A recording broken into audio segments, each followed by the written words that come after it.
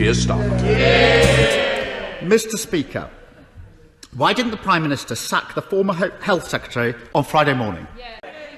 Mr. Speaker, what a ridiculous answer. The Prime Minister must have been the only person in the country who looked at that photo on Friday morning and thought that the Health Secretary shouldn't be sacked immediately. On Friday, the Prime Minister's spokesperson said, quote, "The Prime Minister considers the matter closed." Minister after minister were then sent out to defend the indefensible. It was briefed that the Prime Minister was quite happy for the Health Secretary to stay in his post. So, can the Prime Minister clarify, now he's got the chance, did he sack the Health Secretary or at any point ask him to resign? Yes or no? Mr. Speaker, the Deputy Leader is sitting beside me. The former Health Secretary has done a runner. Mr. Speaker, on Friday, the Prime Minister said the case was closed. Then on Monday, he tried to take the credit for the Health Secretary resigning. In a minute, he'll be telling us he scored the winner last night. But let me press the Prime Minister a bit more on this. The person the Health Secretary was in a relationship with was his non-executive director. Let me remind the House, according to the government's own guidance, one of the roles of a non-executive director is to challenge the Secretary of State and the department, to challenge them. And they receive taxpayers' money for doing so. So from the offset, it was blindingly obvious that there was a conflict of interest here and a whole host of unanswered questions. Why on earth did the Prime Minister judge that this matter was closed on Friday morning? So, Mr. Speaker, let me get this right. The Prime Minister was happy to keep a Health Secretary in place during the pandemic who he not only thought was absolutely hopeless, but he also knew had broken the rules and was in a relationship with somebody he was employing at taxpayers' expense. It doesn't sound like case closed to me.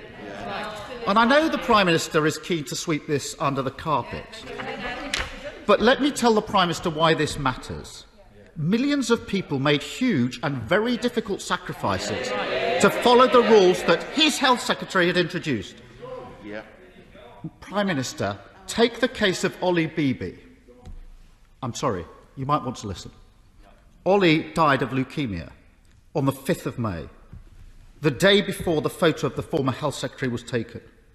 Ollie died, like so many other people in this pandemic, with his family and friends unable to spend time with him. When he was in hospital, he begged to see his family. But following the rules, only one member of his family was allowed to see him. His mum said, "I'm livid. We did everything we were told to do, and the man who made the rules didn't. How can that be right?"